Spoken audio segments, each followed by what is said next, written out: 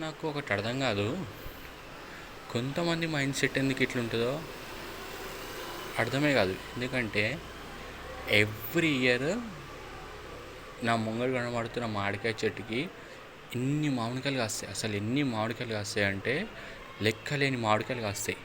కానీ ఆ ఇంట్లో ఉన్న వాళ్ళు తెంపుకోరు. ఎవరైనా మామిడికాయలు మార్కెట్ నుంచి కానీ ఎవరైనా తెంపి డబ్బులు ఇస్తామంటారు చూడు, వాళ్ళకి ఇవ్వరు. రోడ్డు మీద పోయేటోళ్ళు కానీ పక్కింటి వాళ్ళు ఎదురింటోళ్ళు ఎవరైనా తెంపడానికి ట్రై చేసినా వాళ్ళని తిడతారు. కింద పడి రోడ్డు మీద చితికిపోవడం తప్పితే ఆ మామిడికాయలు ఇప్పటి వరకు వాళ్ళు తెంపుకుంది నేను చూడలేదు, వాళ్ళు తిన్నది నేను చూడలేదు. అసంటప్పుడు మామిడికాయ చెట్టును పెంచడం ఎందుకు? ఇంత మంచి ఫలం అంటే ఈ సీజనే కదా మామిడికాయది, ఈ సీజన్లో తినకుండా అసలు వాళ్ళు కూడా ఏ నాడు నేను తిన్న చూడలే. కిందికి ఉన్నాయి మళ్ళీ మామిడికాయలన్నీ. ఇంకో మీకు నా కెమెరా నుంచి అవపడుతున్నా లేదో, కిందికి ఉంటాయి అన్ని మామిడికాయలు. ఒక కట్టె పట్టుకుని ఒక బండి ఎక్కిన ఒక చైర్ ఎక్కినా కూడా మనకు వచ్చేస్తుంది. అసంటి మామిడికాయలని వీళ్ళు తినరు, చెయ్యరు అసలు.